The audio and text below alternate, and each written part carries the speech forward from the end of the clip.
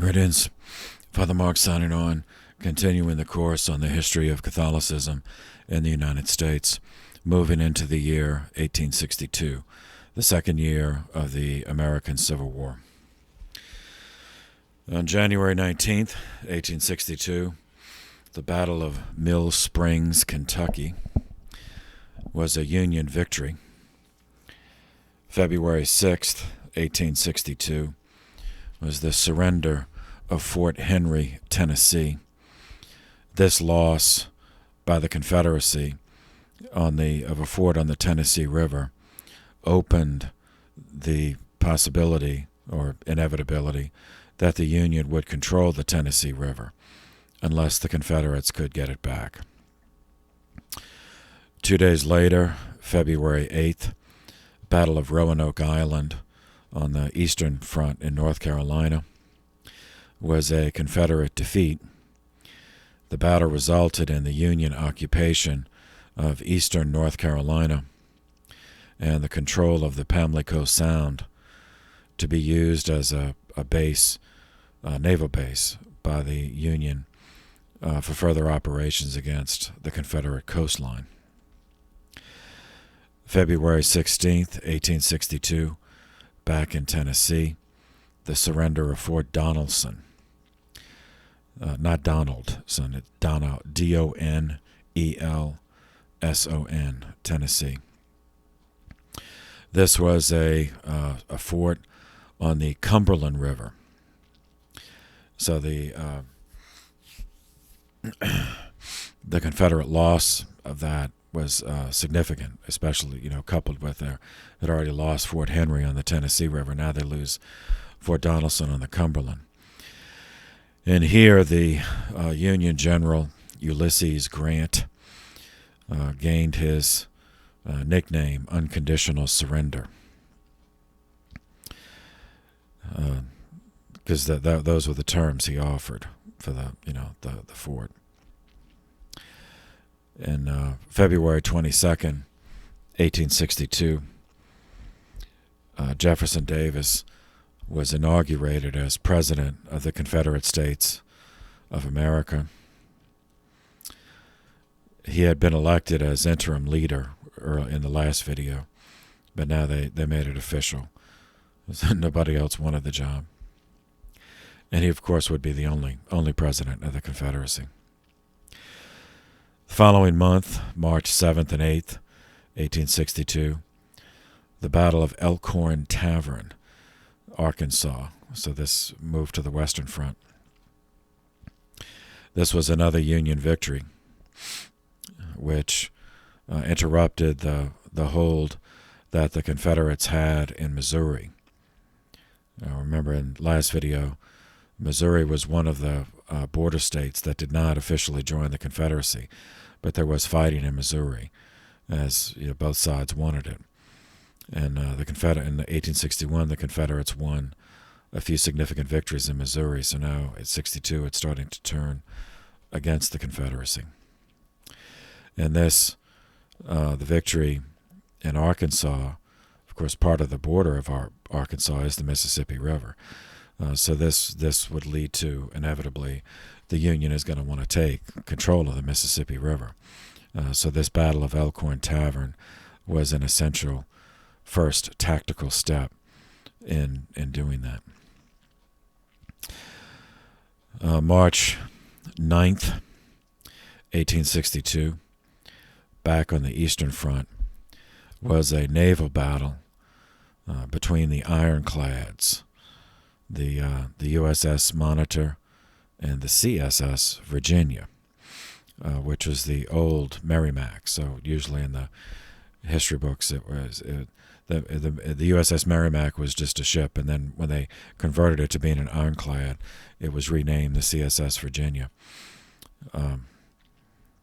So this was fought, the battle was fought in Hampton Roads, Virginia, a Union victory again. April 6th through 7th was a 2-day battle, 1862, the Battle of Shiloh, alternatively called the Battle of Pittsburgh Landing. This was a major battle in Tennessee, which was made possible by the Union victories a few months earlier in that year on the Tennessee River and the Cumberland River. So Pittsburgh Landing was a railroad junction. So now the Union has the forts on those two rivers. Next is to take control of the railroad, and then to get Tennessee out. So this is the central front, the central theater of the war. The Confederate General Albert Sidney Johnston was a veteran of both the Texas War for Independence against Mexico, as well as the American War against Mexico. He was killed on the first day of the fighting. The Union victory at Shiloh further secured the career of Grant. As this Shiloh, the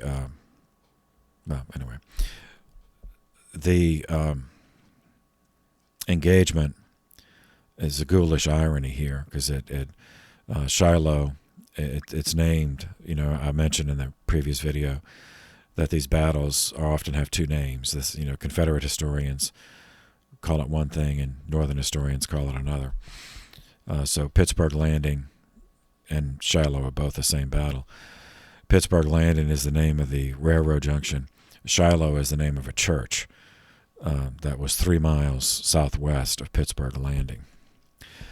And the irony, the ghoulish irony, is that Shiloh was one of the places in the Old Testament where the Ark of the Covenant resided in the Holy Land prior to the construction of Solomon's Temple. This battle lasted 48 hours, and the Union lost 13,047 men. The Confederacy lost 10,694 men. It was a Union victory in the sense that they possessed the railroad junction when the fighting ended, though it was a Pyrrhic victory in the sense, you lose 13,000 men in 2 days, and that's a victory.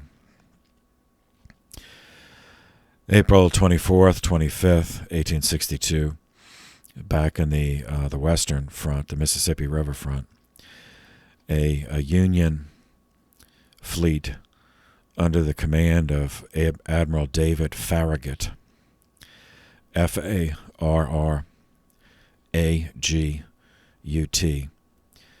He was actually a Southerner by birth, but he chose to fight for the Union. He passed the forts, Confederate forts, guarding the mouth of the Mississippi River. On April 25th, his fleet arrived at New Orleans, where they demanded the surrender of the city. And since Jefferson Davis had stripped the city of many of its troops to go fight in Tennessee at Shiloh, the city was, not in a position to put up a long-term defense. So within 2 days, the forts on the river were in the hands of the Union, and so now the mouth of the Mississippi was in Union control, under Union control. Back in the Eastern Front, Virginia, May 25th, 1862, the First Battle of Winchester, Virginia. After 2 weeks of maneuvering and skirmishes at both Cross Keys and Front Royal, Virginia, the Confederate General Thomas Stonewall Jackson engaged the Union forces at Winchester and successfully drove them from the city. This victory culminated Jackson's 1862 Valley Campaign and ended in a Confederate victory. May 31st and June 1st, 1862, the Battle of Seven Pines near Richmond, Virginia.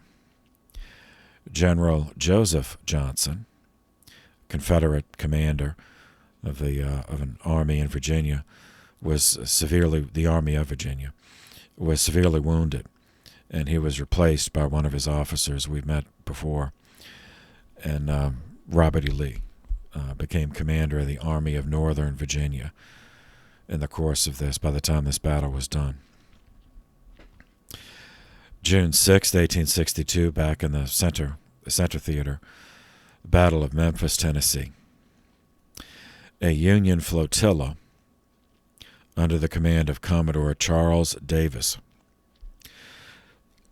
successfully engaged and defeated a Confederate riverboat force on the Mississippi River near the city of Memphis, and then Memphis surrendered to the Union. This meant the Mississippi was then in control of the Union for, above Vicksburg, Mississippi, and below Vicksburg, because Farragut had captured New Orleans in the south, and Davis captured Memphis. So now Vicksburg, Mississippi in the middle, was still in Confederate hands. So in order for the Union to have control of the river completely, Vicksburg had to be taken. Meanwhile, back in the east, the 7 Days Battle took place. Not the same as the Seven Pines Battle. This is the 7 Days Battle around Richmond, Virginia. General Robert E. Lee's army attacked the Army of the Potomac, which was the Union Army in that theater under the command of General George McClellan. Lee engaged him in a succession of battles, beginning in Mechanicsville on June 26th and ending at Malvern Hill on July 1st, in which Lee won. The Confederate ended as a Confederate victory, relieving the pressure on Richmond, which by that point was the capital of the Confederacy. The following month, April 30th and 31st, 1862, the Second Battle of Bull Run, or also called Second Battle of Manassas, fought on the same ground where the battle of the same name was fought in the previous year. Once again, the Union Army was defeated, and once again retreated back to Washington, and once again the troops were saved by the extensive engineering that had been done to fortify the Union capital.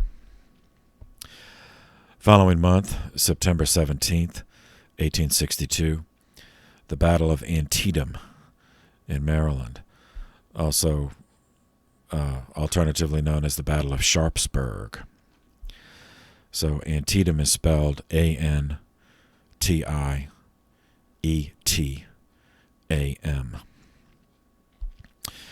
This was the bloodiest single day of the Civil War.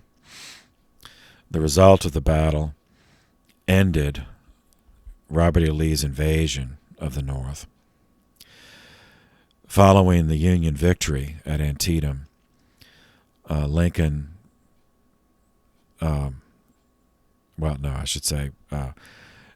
Union lost in one day 2,168 killed, and the Confederacy lost 2,700 killed, and each had over 9,000 wounded, meaning 23,000 casualties in one day.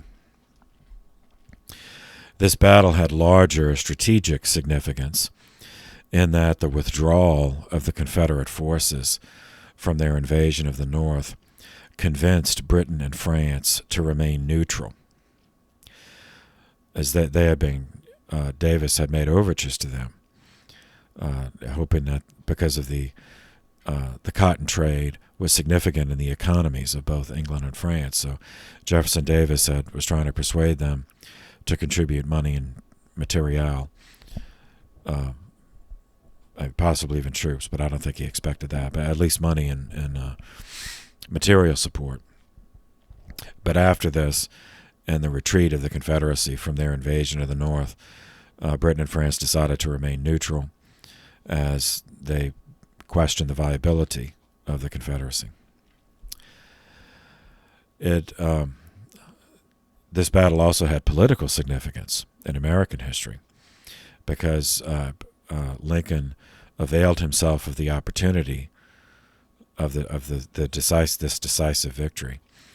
5 days after the battle, Lincoln issued the first Emancipation Proclamation on September 22nd, 1862. The Emancipation Proclamation was an executive order. It was not a law of Congress. It was an executive order in which Lincoln invoked his power as Commander-in-Chief of the Army and Navy, articulated in Article 2, Section 2 of the Constitution, in times of war. This first executive order, there were two Emancipation Proclamations. This was the first. So this first executive order gave the Confederate States 3 months to return to the Federal Union, with the deadline being January 1st of the following year, 1862. The slaves in any state which remained in the Confederacy after that date were proclaimed free by Lincoln, even though he did not have the power to enforce it until federal troops actually took those states. So his thinking was that, when Johnson first and then Lee picked up the invading the Union in the North, but then they retreated after Antietam. That makes Antietam was not only a tactical victory for the Union but also a strategic victory. So Lincoln thought, this might give at least some of the Confederate states pause, and so he's offering them the chance to return to the Union, to free their slaves and return to the Union. December 13th, 1862, the Battle of Fredericksburg, Virginia, still in the Eastern Theater. The Army of the Potomac, under the command of General Ambrose Burnside, was soundly defeated by Lee and the Confederate forces under the command of Lee after a risky river crossing, the Potomac, and they sacked the city. So Lee hit again, as he knew Antietam had made the Confederacy look weak, so he attacked the Potomac again. Brings us into the next year, from December 31st, 1862, into January 3rd, 1863, the Battle of Stones River, Tennessee. So this is the central theater of the war. Fought between the Union Army of the Cumberland River, under the command of a Catholic, General William Rosecrans, against the Confederate Army of Tennessee, led by General Braxton Bragg, with 2 G's, B-R-A-G-G. Union victory, very costly, as all of these were in terms of lives, but strategically of profound significance, as the Union victory took central Tennessee away from Confederate control. And just looking at everyone understood the significance of that's a central theater, almost effectively cutting the Confederacy in two. Not quite. They still had a few more battles to win, but it was a boost for morale, because these casualty lists were hideous, and there were many in the North who said, this just isn't worth it. Just let the South go. If they want to secede, let them secede. It's not worth this bloodletting. January 1st, 1863, the first Emancipation Proclamation's deadline expired, and so then its terms went into effect. There were many who believed it did not go far enough because it did not totally abolish slavery. But in any case, the second Emancipation Proclamation, dated January 1st, 1863, named the Confederate States in which slaves would be free.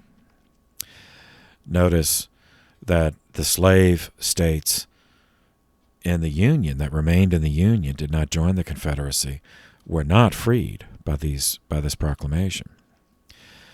So the slaves in Maryland, Kentucky, Missouri, and Delaware were not freed by this. All of the 4 million slaves in the United States were not freed until slavery was outlawed with the passage of the 13th Amendment on December 6, 1865. 3 years and 3 months after the first Emancipation Proclamation, and 8 months after the surrender of the Confederacy on April 9, 1865. So here's a partial quote from the proclamation. This is just from the intro.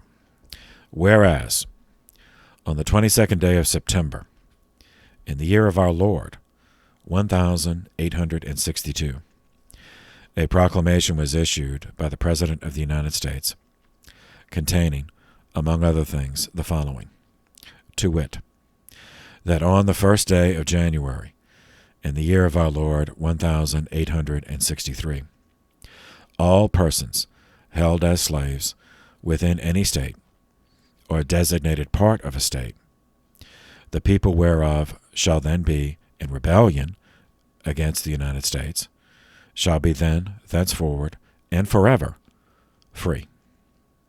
And the executive government of the United States, including the military and naval authority thereof, will recognize and maintain the freedom of such persons, and will do no act or acts to repress such persons or any of them in any efforts they may make for their actual freedom.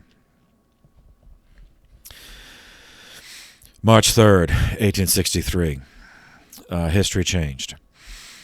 The first conscription law, the draft, was passed. This imposed the draft on males age 20 to 45. It contained a provision that service could be avoided by payment of a fee. This manifest injustice to the poor led to draft riots, as we shall see shortly.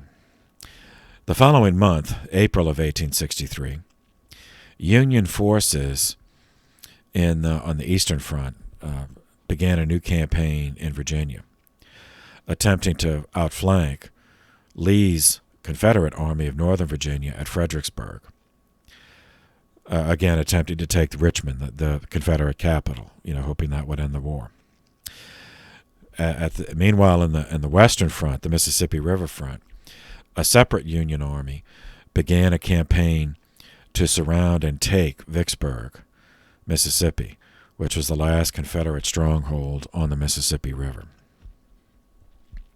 In the Eastern Front, May 1st through 4th, 1863, the Battle of Chancellorsville, Virginia.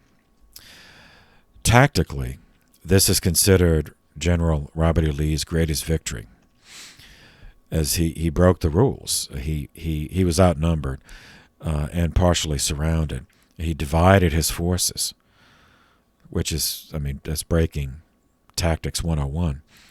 But he did it, and he won the battle, which he shouldn't have. But the victory was marred by Jackson. Stonewall Jackson was wounded by friendly fire, ironically, and he died of his wounds later on May 10th. And Lee later said, that was like losing essentially he lost. Tactically he won, and that he possessed the field, but losing Jackson was just like losing a battle. And there are those who think that if Jackson had not died then and had been with Lee at Gettysburg later in the year, that might have been a Confederate victory, or at least not the strategic defeat that it turned out to be. Anyway, after this victory, Lee, in order to relieve pressure on Richmond and to put the Union back on the defensive, he invaded the North again, and trying to threaten Washington, to threaten the Union capital, thinking if they took that out, then that might, and knowing that there was much public opinion in the North that thought it wasn't worth it. It wasn't worth all these people dying. That just let the South go, which is what they wanted, which is what the Confederacy wanted. Thinking that they might sufficient pressure or even capture of Washington, D.C. might lead to a negotiated end to the war. I don't think Lincoln would have surrendered. I think he would have gotten out of D.C. and even if the Confederacy took the city, I don't think he would have done it. But anyway, May 18th, 1863, the Union siege of the Confederate stronghold of Vicksburg, Mississippi, began. The Union forces were led by Ulysses Grant, attacked the Confederate defenses on the outside of the city. And everyone understood the significance, the importance of Vicksburg. It was the last Confederate stronghold on the Mississippi. This battle went on. It's a siege, so it went on and on for a while. It wasn't a single battle. It was a siege, and there were dozens and dozens of combats in the course of the siege. So while that's going on, June 9th, 1863, back on the Eastern Front, the Battle of Brandy Station, Virginia. Union cavalry forces crossed the Rapidan River to attack General Jeb Stuart's cavalry and discovered that Lee's troops were moving west toward the Shenandoah Valley. This Battle of Brandy Station turned out to be the largest cavalry battle of the Civil War. It also marks the beginning of what turned out to be the Gettysburg campaign. Gettysburg was not the ultimate objective. Lee's ultimate objective was to take Washington, D.C. But this was part of an engagement to get to Washington, but that ended with the Battle of Gettysburg, so it's called the Gettysburg campaign. So it's essentially a month.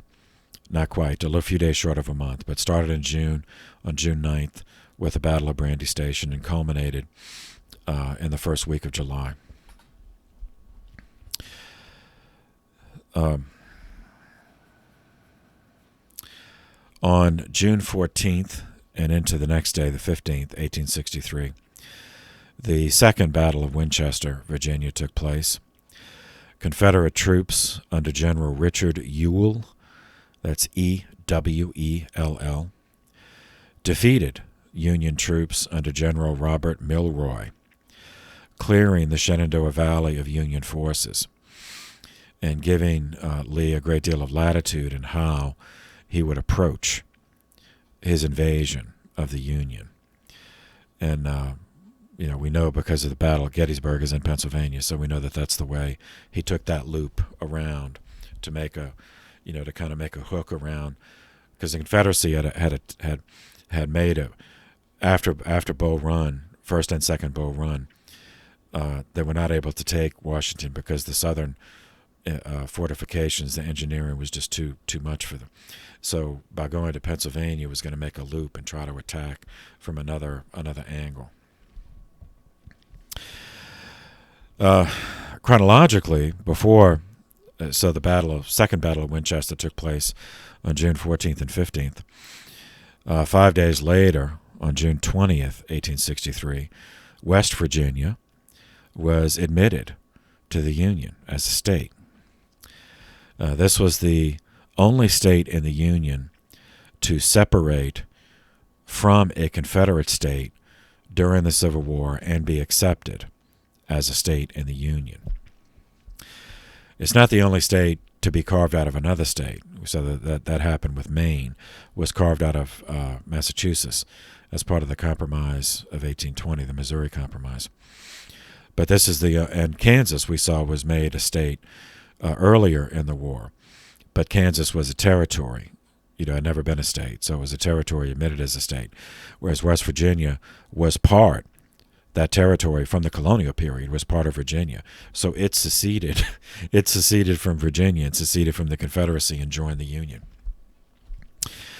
Okay, so the background on, rewinding a bit, on April 17th, 1861, delegates met in Richmond for the Virginia Secession Convention. Of the 49 delegates from the northwestern corner of Virginia, what became West Virginia. Only 17 voted to secede from the Union, while 30 voted to remain, and 2 abstained. So even at the beginning, before Virginia actually started fighting, in that part of Virginia, there were those who were pro-Union, wherever they stood on slavery. Now, in West Virginia also did not have that many slaves. It was not, because of the topography, it's very mountainous, it did not lend itself to plantations the way that other parts of Virginia did. So for them, it's just, okay, slavery wasn't really worth fighting for them, because they didn't really need it. Whereas there was, so for their perspective, they're sacrificing the benefits of being in the Union for no advantage, because they didn't really need slavery. So after that vote, a public meeting, and Virginia did vote to secede. So those numbers just, that there was hesitation in northwestern Virginia, but the state as a whole voted to secede from the Union. So after that vote, a public meeting was held at Clarksburg, which recommended that each county in northwestern Virginia send delegates to its own convention to meet in Wheeling on May 3rd, which it did, on May 13th, 1861. When that first Wheeling, and it's spelled like wheel, I-N-G, so W-H-E-E-L-I-N-G. So when this first Wheeling convention met, 425 delegates from 25 counties were present. Divisions emerged. Some delegates, led by John Carlisle, favored the immediate formation of a new state, seceding from Virginia and forming a new state, while others, led by Whiteman Wiley, argued that as Virginia's secession had not yet passed by the required referendum, such action would constitute revolution against the United States. So this was a game. It was a delaying tactic.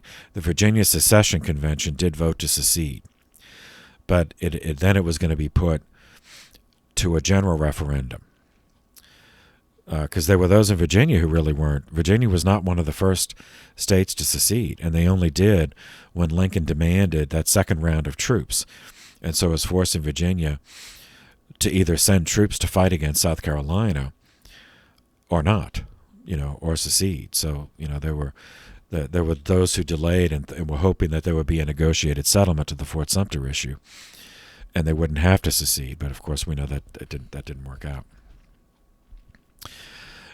So this convention, the first Wheeling Convention, decided that if the referendum was such that Virginia adopted the secession ordinance, then another convention would meet in Wheeling in June of 1861 to discuss those in the northwestern part forming a new state. So Virginia did vote to secede. On May 23rd, 1861, the secession was ratified by a large majority of Virginia as a whole, but those western counties, what became West Virginia, the vote was 34,600 against, 19,100 for secession. So that area was pretty consistent in not wanting to fight the Union. But nevertheless, the state as a whole did vote to secede. So according to the stipulations of the first Wheeling Convention, the second Wheeling Convention met, as agreed, on June 11th, 1861.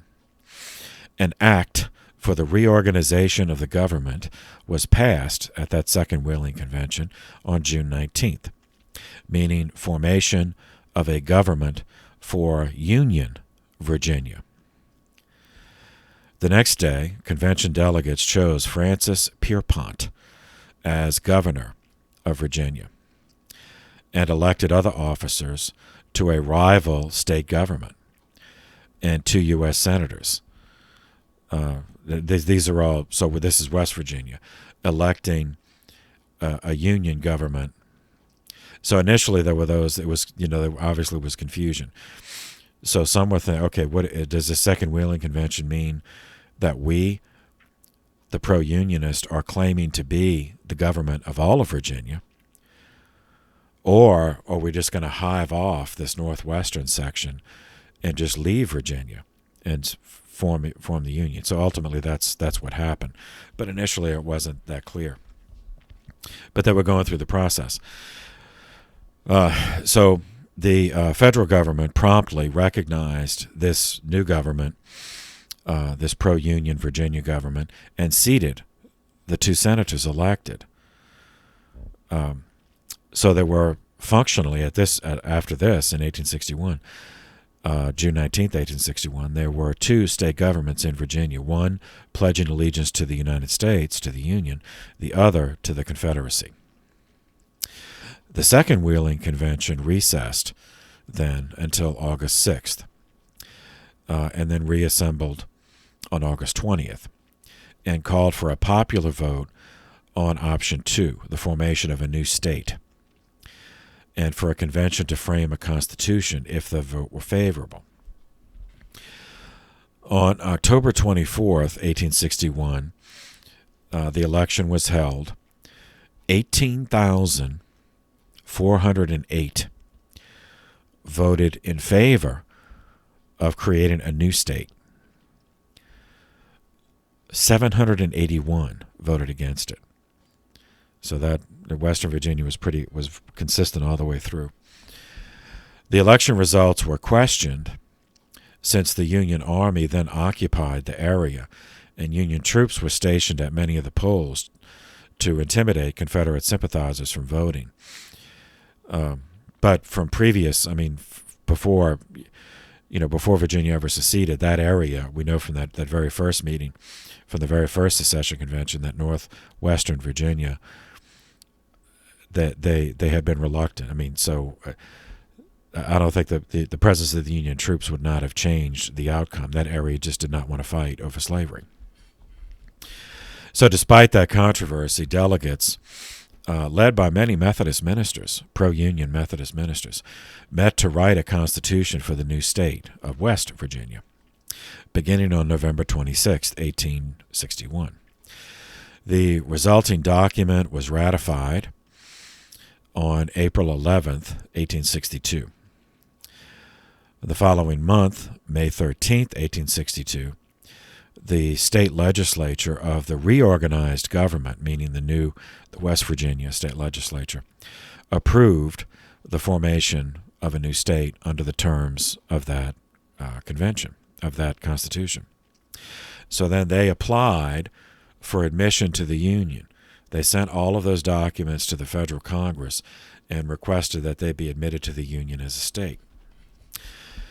The petition was made by Senator Whiteman Wiley of the government of Virginia, but the pro-Union government of Virginia. On December 31st, 1862, Abraham Lincoln he signed the Enabling Act admitting West Virginia on the condition that a provision for the abolition of slavery be inserted in its constitution. So then they had to go to West Virginia to talk about that. So the Constitutional Convention of West Virginia was reconvened on February 12th, 1863, to discuss that stipulation of Abraham's and the abolition demand, and so they voted in favor of it because we said slavery was not, they didn't need slavery in that part of Virginia, and they certainly didn't want to fight over it. So the revised Constitution, the abolitionist version of the West Virginia Constitution, was adopted on March 26, 1863, and sent to Washington. And on April 20th, 1863, Lincoln issued the proclamation admitting the state that officially would go into effect on June 20th, 1863.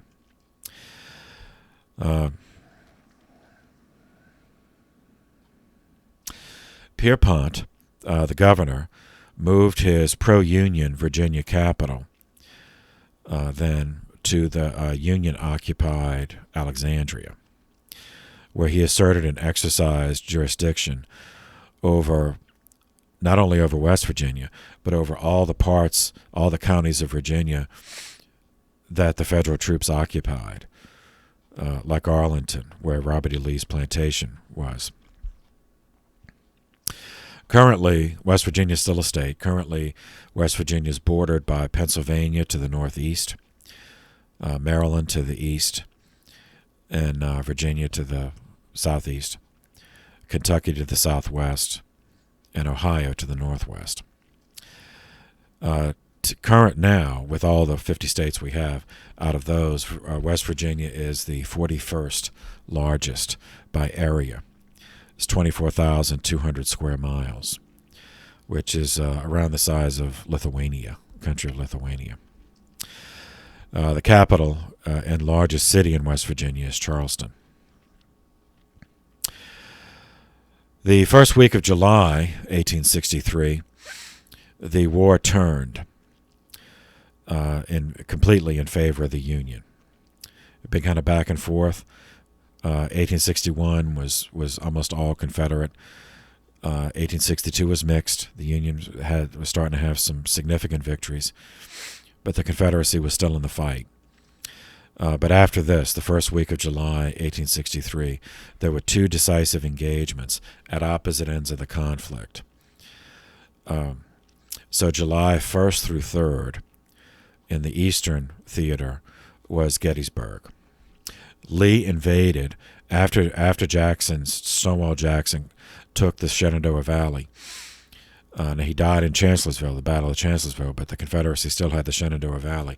So Lee invaded Pennsylvania as a means of forcing the Union armies, hoping that they would pull back because some had crossed over into Confederate states, hoping that they would pull back to defend their territory.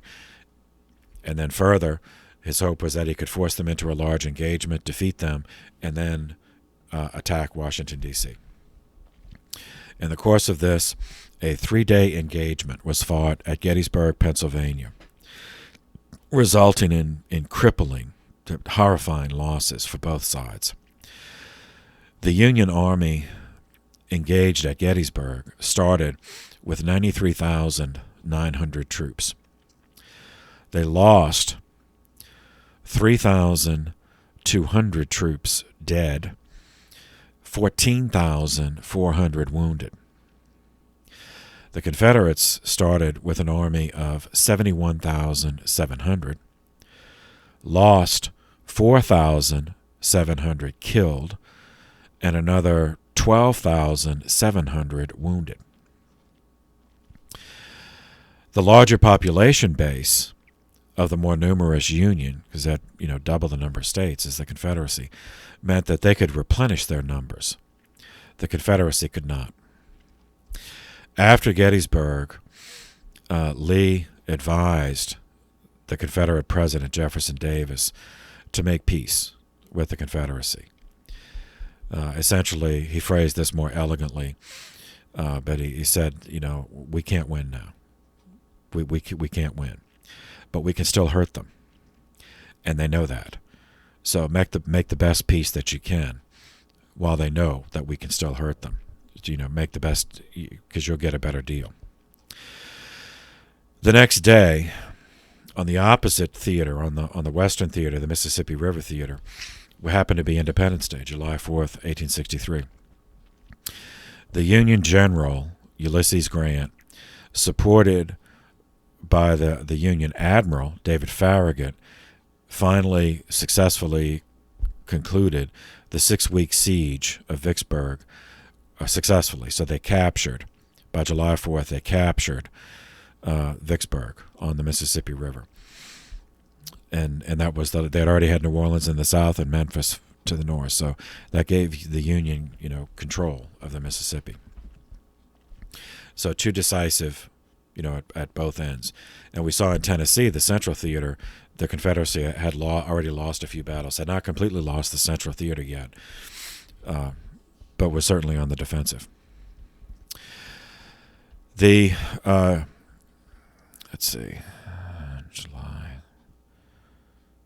July 10th and into the next day, 11th, Union naval and land forces coordinated an attack against Confederate defenses near Charleston, South Carolina, where the whole thing started. Fort Sumter was in the Bay of Charleston. Among the Union troops included the 54th Massachusetts.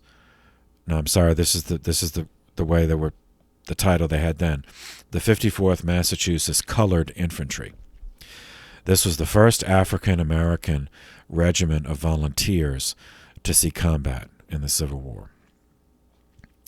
There had been individual African Americans that had fought, but this was a unit intentionally created as an African American unit. Although the officers were white, but the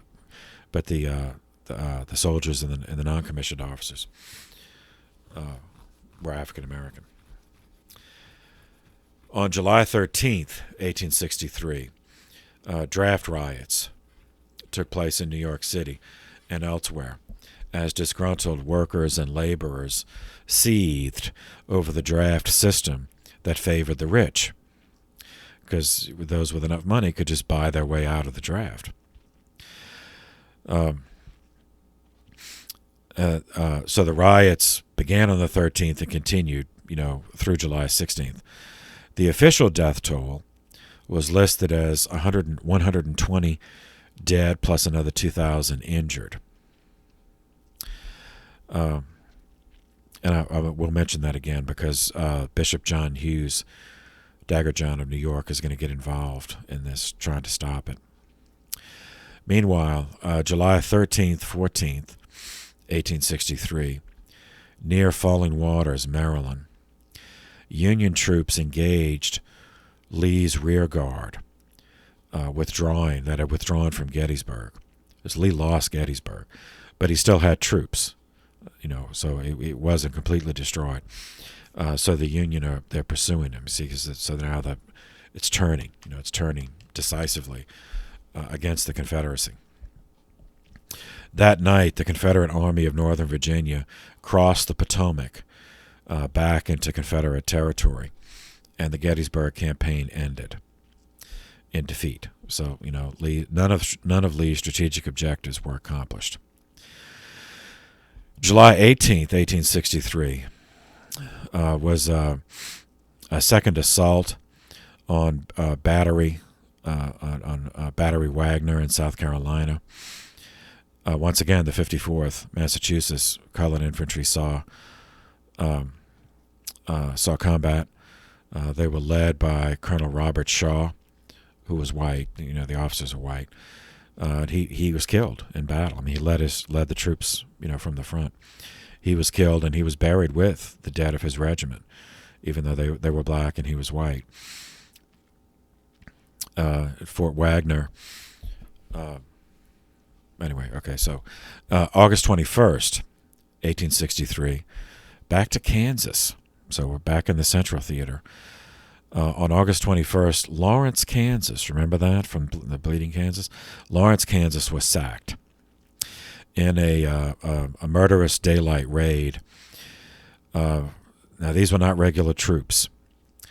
They were accused of being former Confederates or active Confederates who were just out of uniform that had just become criminals. But in any case, this was the Quantrill Gang, led by William Clark Quantrill.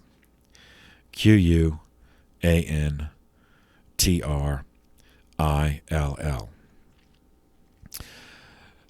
They stormed into Lawrence, which was undefended. So that was not any kind of tactical achievement.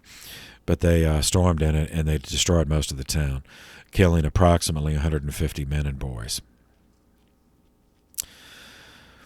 That was a criminal action. It was not part of any kind of coordinated military campaign. And tactically, it was pointless. And certainly strategically, it was not even on the radar. September 9th, 1863, Chattanooga, Tennessee, still in the Central Theater. And this was regular army, was occupied by Union forces under the command of the Catholic, General William Rosecrans. He was in command of the Army of Cumberland. And with this taking Chattanooga, he was positioning and making preparations for the Union to invade Georgia to the south. September 19th into the 20th, 1863, the Battle of Chickamauga, Georgia. The Union Army of the Cumberland, still under the command of the Catholic General William Rosecrans, was defeated. So he got overconfident after winning Chattanooga. And later in World War II, Eisenhower would say, never send a platoon when you can send a battalion. Never send a battalion when you can send a division, So Rosecrans just he moved too soon before he had enough reinforcements and invaded Georgia. So he was defeated, and he had to withdraw. Defeated by the Confederate Army of Tennessee, commanded by General Braxton Bragg, even though Bragg had to withdraw. So it went back and forth. As Rosecrans had defeated Bragg had to withdraw from Tennessee into Georgia. But then Rosecrans went too far, attacked too soon without sufficient support, so then Bragg hit him, and then Rosecrans had to withdraw and go back into Tennessee. But Rosecrans withdrew in reasonably good order and made it back to his supply base at Chattanooga, Tennessee. So for the Confederates, it was only a tactical victory, not strategic. 3 days later, on September 23rd, 1863, Jefferson Davis, President of the Confederacy, composed a letter to Pope Pius IX. From Richmond, Virginia, read in part, quote, "Very venerable Sovereign Pontiff, the letters which you have written to the clergy of New Orleans and New York have been communicated to me, and I have read with emotion the deep grief therein expressed for the ruin and devastation caused by the war which is now being waged by the United States against the states and people which have selected me as their president, and your orders to your clergy to exhort the people to peace and charity. I am deeply sensible of the Christian charity which has impelled you to this reiterated appeal to the clergy.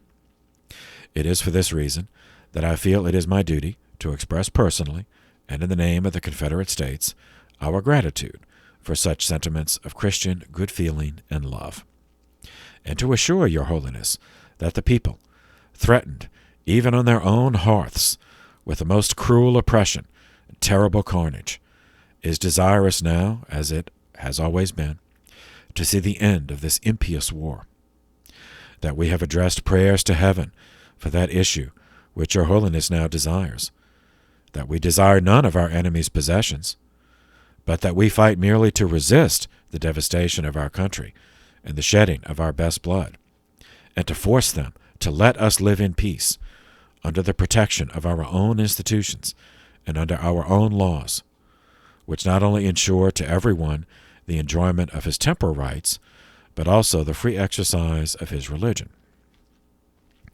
I pray your holiness to accept, on the part of myself and the people of the Confederate States, our sincere thanks for your efforts in favor of peace. May the Lord preserve the days of your holiness and keep you under his divine protection. Signed, Jefferson Davis. On September 24th, 1863, Jefferson Davis appointed Ambrose Dudley Mann, with two N's, M-A-N-N, as his special envoy to the Holy See to deliver that letter I just read, and attempt to secure diplomatic recognition of the Confederacy. Pope Pius did not extend official recognition, but he did respond to the letter with one of his own, dated December 3rd, 1863, which read as follows. Illustrious and honorable sir, greetings. We have lately received, with all kindness, as was meet, the gentleman sent by your Excellency to present to us your letter dated the 23rd of last September. We have received, certainly, no small pleasure in learning both from these gentlemen and from your letter the feelings of gratification and a very warm appreciation with which you, illustrious and honorable sir, were moved when you first had knowledge, written in October of the preceding year, to the venerable brethren John Hughes, Archbishop of New York, and John O'Dean, Archbishop of New Orleans, in which we again and again urged and exhorted those venerable brethren that because of their exemplary piety and episcopal zeal, they should employ their most earnest efforts in our name also, in order that the fated civil war which had arisen in the States should end, and that the people of America might again enjoy mutual peace and concord, and love each other with mutual charity. And it has been very gratifying to us to recognize, illustrious and honorable sir, that you and your people are animated by the same desire for peace and tranquility, which we had so earnestly inculcated in our aforesaid letters to the venerable brethren above named. May it please God, at the same time, to make the other peoples of America and their rulers, considering seriously how cruel and how deplorable is this internecine war, would receive and embrace the counsels of peace and tranquility.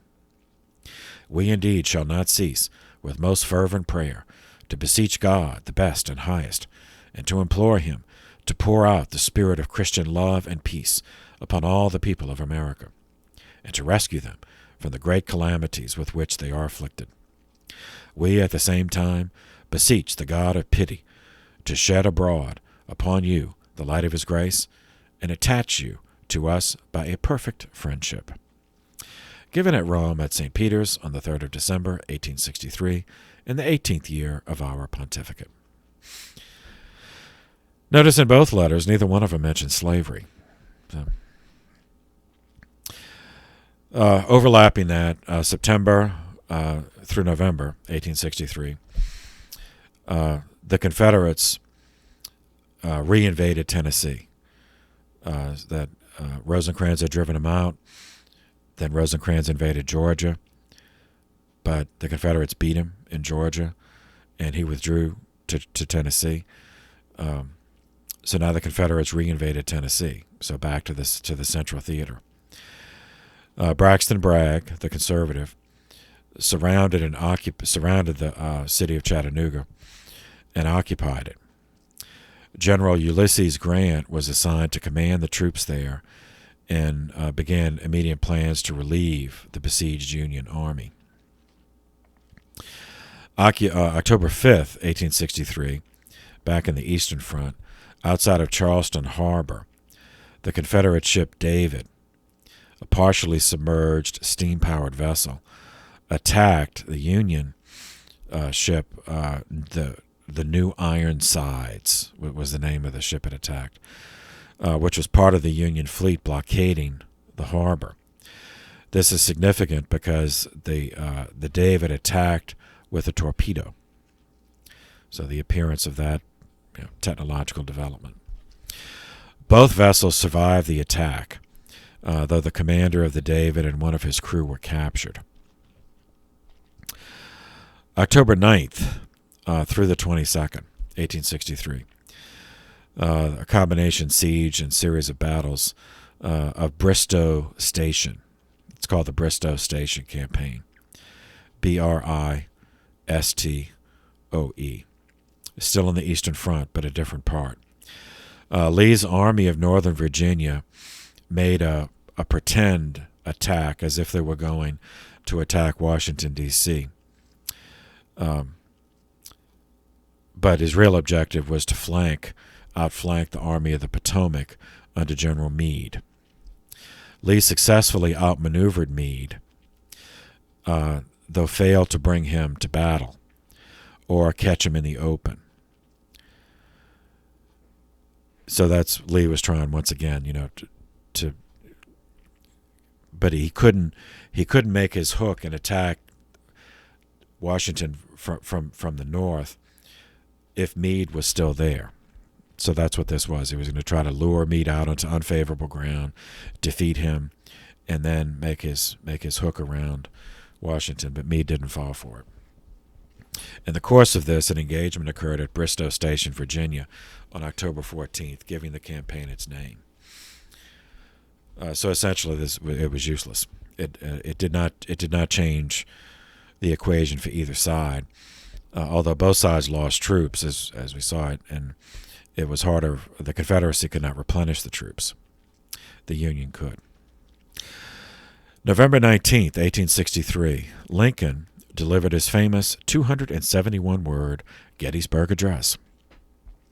At the dedication of a national cemetery, on a portion of the field where the watershed battle of the war had been fought 4 months earlier, the first 3 days of July, 1863. Here is the text.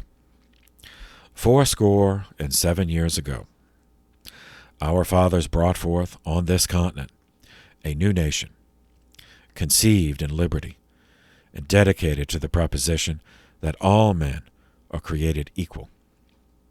Now we are engaged in a great civil war, testing whether that nation, or any nation so conceived and so dedicated, can long endure. We are meet on a great battlefield of that war. We have come to dedicate a portion of that field as a final resting place for those who here gave their lives that that nation might live. It is altogether fitting and proper that we should do this. But in a larger sense, we cannot dedicate. We cannot consecrate. We cannot hallow this ground. The brave men, living and dead, who struggled here, have consecrated it far beyond our poor power to add or detract. The world will little note nor long remember what we say here, but it can never forget what they did here. It is for us, the living, rather, to be dedicated here to the unfinished work which they who fought here have thus far so nobly advanced.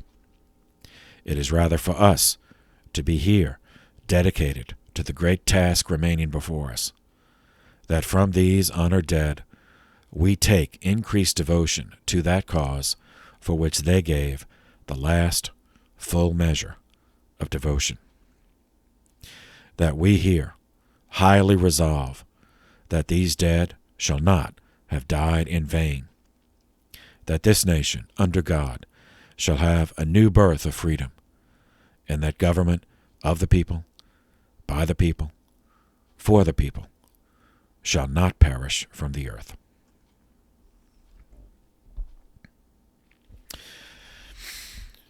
Back in the Central Theater, November 23rd through 25th, 1863, the Third Battle of Chattanooga.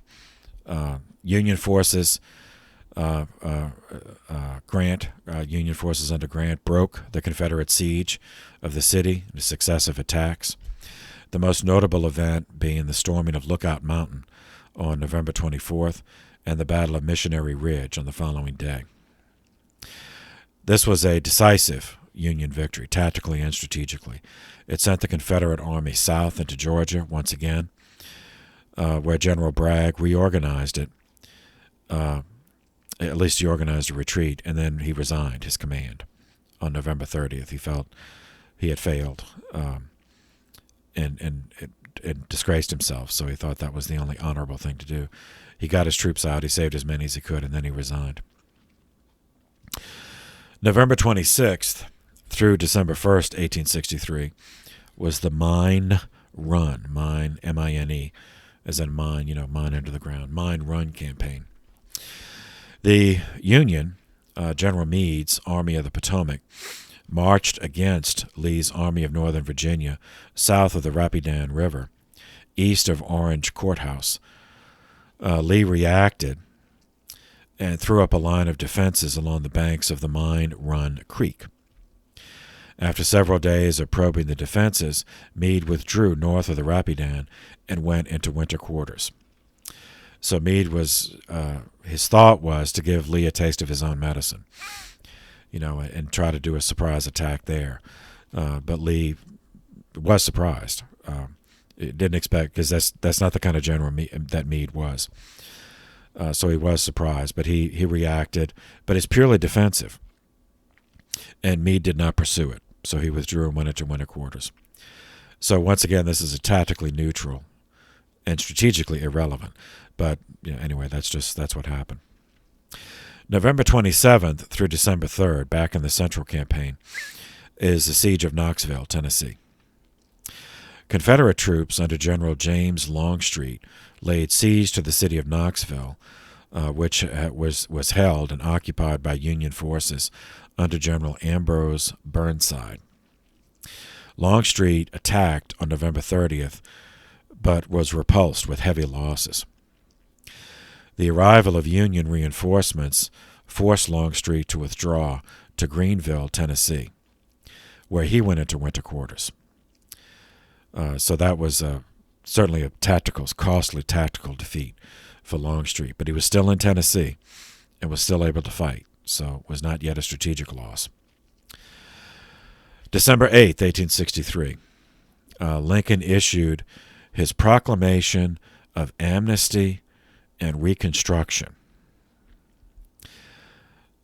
which would pardon all those who participated in, quote, the existing rebellion if they took an oath to the Union.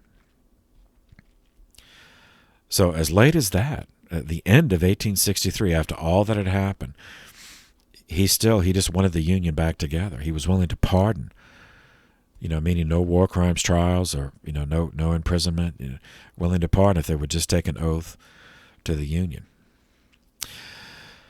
He went on, part of the same proclamation, to outline his plan for post-war recovery. And this has also had political objectives as well as psychological objectives. By saying, okay, after all of this, you and the Confederacy, it's not going to cost you that much, to come back. You don't have anything to fear if you come back.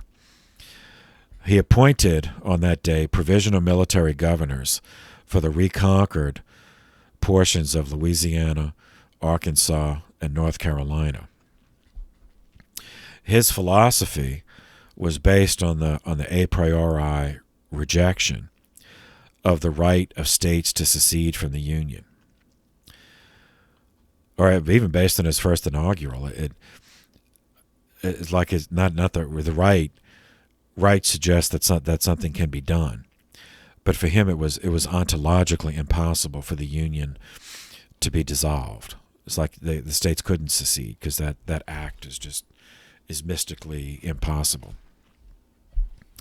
So he offered amnesty to all former Confederates who took an oath of loyalty to the Union. Further, he extended executive recognition, or offered executive recognition, to state governments, former Confederate states, once 10% of their 1860 electorate took the oath of loyalty, and the state legislatures accepted emancipation of all slaves. So that was his price, was that they return to the Union, they take the oath of loyalty to the Union, and they accept the end of slavery. That was the only cost they were going to have to suffer 3 years into this, the hideous carnage. Radical Republicans, and that's Lincoln's own party, but these are more radical Republicans led by Pennsylvania Representative Thaddeus Stevens, who was chairman of the House Ways and Means Committee, deemed Lincoln's plan far too generous. The more radical Republicans wanted much more punitive action taken against the South. Now they philosophically were different from Lincoln in that Stevens and other radical Republicans accepted the existential act of secession. So they regarded the Confederate States as conquered territory. I say, okay, you, the Confederacy, you want to be another country? Okay, we're winning. And once we have completely won, then you are conquered territory. Then by the laws of war, you are spoils of war. And by right of conquest, we can do whatever we want to you.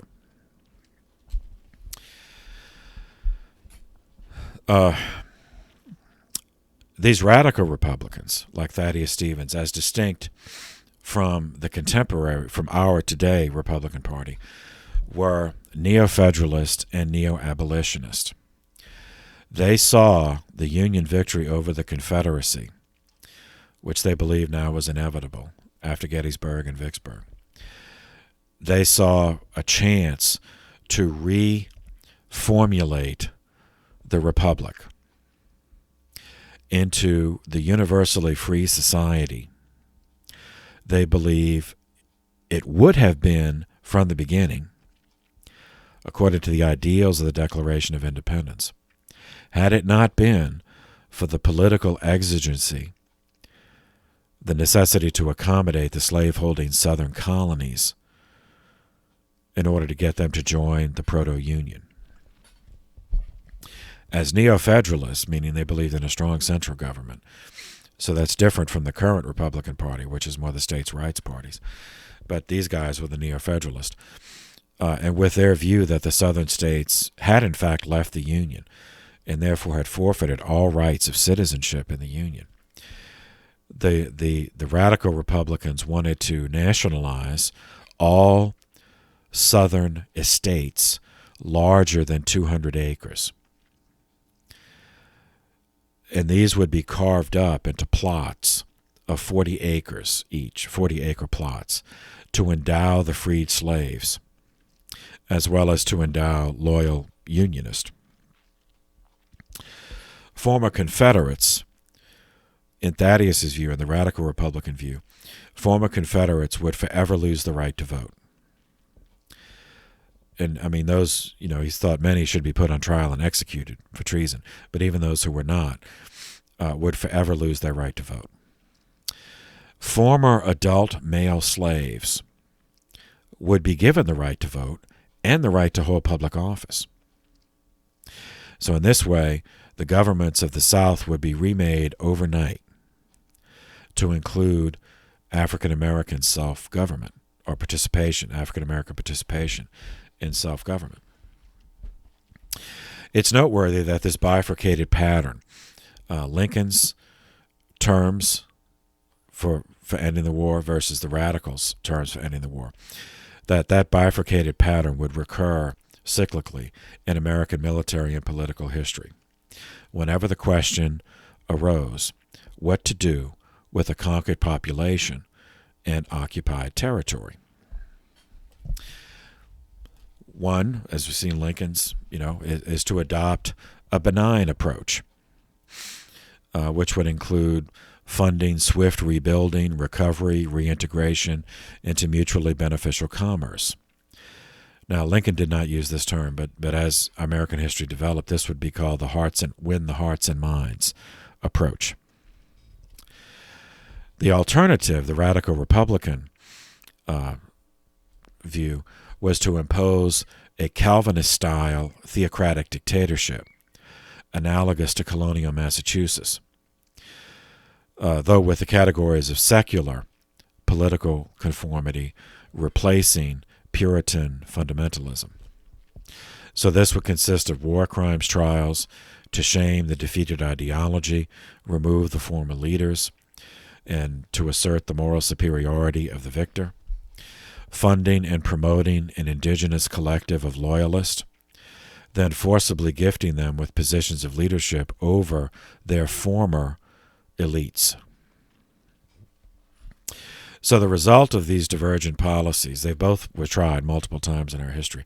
The result has been either directly governed colonies, as we did to Cuba and the Philippines, or the opposite end, funding large-scale rebuilding of former enemies, as we did with after World War II.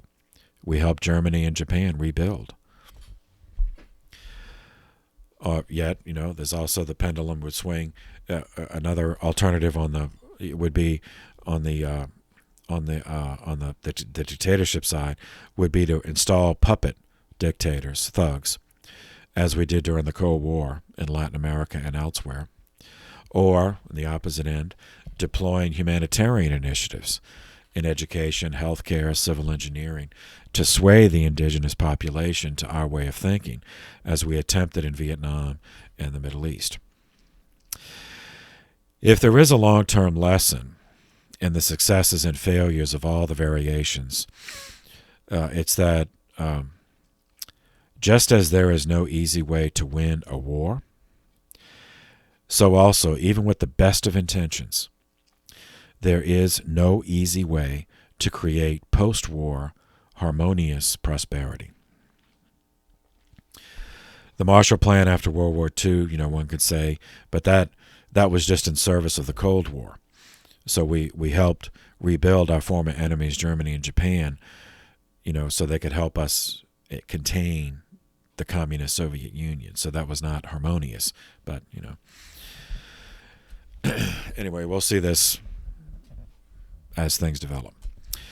Okay, that brings us to the end of the year, 1863, moving into the 1864. January of 1864. A federal fleet under the command of Admiral David Farragut arrived off of Mobile Bay, Alabama. They ran the forts guarding the bay, Forts Morgan and Fort Gaines, on August 6th, and proceeded to lay siege to the city of Mobile. The city of, the following month, February 9th, 1864, there was a famous prison break, escape from the Libby prison in Richmond. After weeks of digging, 109 Union troops made their escape from the Confederate Libby prison. This was the largest of the prison breaks during the war. 48 of the escapees were later recaptured. 2 of them drowned, but 59 were able to make their way back to Union lines. Same month, February 27th, 1864, in Georgia, Camp Sumter Prison opened, universally referred to as Andersonville Prison Camp, because it's in Andersonville, Georgia. It would become notorious for its squalid conditions and for the high death rate among the inmates. And the Confederate commander would be executed for war crimes, as we'll see. February 14th through 20th, 1864, the Union captured and occupied Meridian, Mississippi.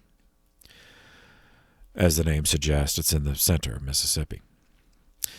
Union forces under William Tecumseh Sherman entered the city of Meridian after a month of successful campaigning throughout the central part of the state. Meridian, with the fall of Vicksburg and Jackson, Meridian was among the most important Mississippi cities left to the Confederacy. So its loss, along with the industry it had, its storage capabilities, severely hampered the efforts of Confederate commanders to sustain their armies in the contracting Confederate holdings in Mississippi, Alabama, and Georgia. Overlapping that, within that period, February 17th, 1864, back in the Eastern Front, was the first successful submarine attack of the Civil War. The CSS, meaning the Confederate ship, H.L. Hunley, Hunley, was a 7-man submergible craft. It attacked the USS Houstonic, Houston, I.C., Houstonic, outside of Charleston, South Carolina. Struck by the submarine's torpedo, the Houstonic broke apart and sank, taking all but 5 of the crew to their deaths. Likewise, the Hunley, the Confederate ship, was also lost and never heard from again until discovered in 1995 at the spot where it sank after the attack, and all aboard drowned. Following month, March 2nd, 1864, Grant was promoted to the rank of lieutenant general. That is a rank that was revived by President Lincoln in order to give Grant an extra star, but would also, the reason being that so he would have command over all Union armies. All the three theaters then were combined, and he was the overall commander. And now with having the Mississippi and having much of the center of Kentucky, Tennessee, and now moving down, he implemented the Anaconda Plan. The Anaconda snake, which kills by crushing its.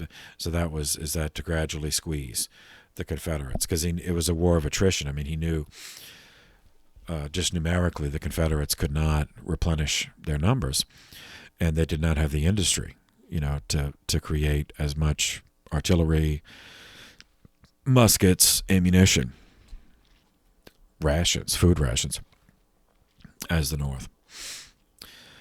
Grant assumed command of all Union armies on the following day, March 3rd. March 10th, 1864, the Red River Campaign commenced. Part of the overall Union strategy, the Anaconda strategy to strike deep into Confederate territory, a combined Army-Navy attack was made under General Nathaniel Banks on the Red River in Louisiana. April 8, 1864, the Battle of Sabine Crossroads in Louisiana. There was the first battle of the Red River Campaign in Louisiana. The Red River is in the northern part of the state. So New Orleans, of course, is also in Louisiana, but that's in the southern part of the state, and that had already been captured. April 9th, 1864, the Battle of Pleasant Hill, Louisiana. The Union Army under Banks defeated the attempt by Confederate forces under General Richard Taylor to counterattack and drive them out of Louisiana. But the result of the campaign, apart from that, was less than desired as it drew to a close, because the Confederates were still in firm control of the state. So the Union had won a couple of battles on the Red River, but had not taken the whole state. So the Union, they had the port of New Orleans in the south, and they had a couple of victories on the Red River in the north, but that was it. Back in the Central Theater, April 12th, 1864, the Union captured Fort Pillow, Tennessee. Excuse me, it was the other way around. The Confederate cavalry general, Nathan Bedford Forrest, made a sortie into Tennessee, overwhelmed by the element of surprise the Union garrison at Fort Pillow, Tennessee, which is located on the Mississippi River. Among those garrisoning Fort Pillow were African-American troops who had volunteered for the Union, and many of those were murdered by the Confederate troops after they surrendered. This affair was investigated, and though charges of an atrocity were denied by Confederate authorities, the events at Fort Pillow cast a pall over Forrest's reputation, and it remained an emotional issue throughout the remainder of the war and after. Following month, back in the Eastern Front, May 4th and 5th, 1864, Battle of the Wilderness, Virginia. This was the opening battle of a campaign, the Overland Campaign or the Wilderness Campaign. Grant, the Union commander, accompanied the Army of the Potomac. General Meade remained in command of the Army of the Potomac, and Grant was his superior officer. Lee responded. So this is another invasion. This is an invasion of Confederate territory following the Anaconda Plan. Lee responded by attacking the Union column in dense woods and underbrush of an area appropriately named the Wilderness, but it's west of Fredericksburg, Virginia. May 7th, 1864, in the Central Theater, was the beginning of the Atlanta Campaign, with 3 Union armies under the command of General William Tecumseh Sherman. they marched south from Tennessee into Georgia against the Confederate Army of Tennessee under General Joseph Johnston. Sherman's objective was the city of Atlanta, which is a railroad junction, another significant military target. Back in the East, as part of the Wilderness Campaign, May 8th through 21st was a very long battle and hideously, destructive. The Battle of Spotsylvania Courthouse, Virginia. Lee successfully stalled Grant's drive toward Richmond, as Grant was trying to get to the Confederate capital.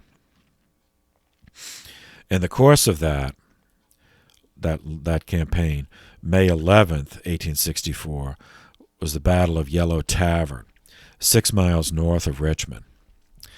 Confederate cavalry under General Jeb Stuart blocked a force of Union cavalry under General Philip Sheridan, who was a Catholic, by the way. Sheridan was a Catholic. General Jeb Stuart was mortally wounded during the encounter, and that was a loss for the Confederacy, like Stonewall Jackson. May 14th and 15th, 1864, back in the Central Front, Battle of Resaca, Georgia, Resaca. Sherman's armies were intercepted at Resaca by Johnson's Army of Tennessee. After 2 days of maneuvering and skirmishing, sorties, intense fighting back and forth, Johnson was forced to withdraw. Heavy casualties forced him to withdraw. Sherman advanced, but he was surprised by this attack, so he advanced more cautiously, but still advanced. The following month, June 1st through 3rd, back in the East, the Battle of Cold Harbor, Virginia, was very bloody, another very bloody fight. The Union once again tried to dislodge Lee from the defense of Virginia, as they wanted to capture capture Richmond, Virginia, the capital of the Confederacy, thinking that would end the war. But it had been well fortified over the years, just as Washington, D.C. had been. And so the Union lost they took hideous casualties and failed. So this was a Union defeat, but only tactically. So it's not as if Lee destroyed the Union Army there. It's just the Union Army, they lost by failing to take the position. But the Union Army was still very much tactically and strategically viable. So June 8th, 1864, Lincoln was nominated by the Republicans to run for a second term as president. And, of course, he accepted the nomination. June 10th, 1864, way over on the Western Front, though there wasn't much left to it, the Battle of Bryce's Crossroads, Mississippi. In spite of being outnumbered almost 2-1, the Confederate General Nathan Bedford Forrest attacked and defeated the Union Army under General Samuel Sturgis. This was a hit and run, as that's what Jeb Stuart was. It was cavalry. It was a hit and run, but successful. June 15th through 18th, back in the East, the assault on Union assaulted Pittsburgh, Virginia, part of the same Wilderness Campaign. After withdrawing from the lines at Cold Harbor, Virginia, the Union Army of the Potomac crossed the James River, and with troops that had already been there, guarding the James River, attacked the outer defenses of Pittsburgh, which was another railroad junction for several southern railroads.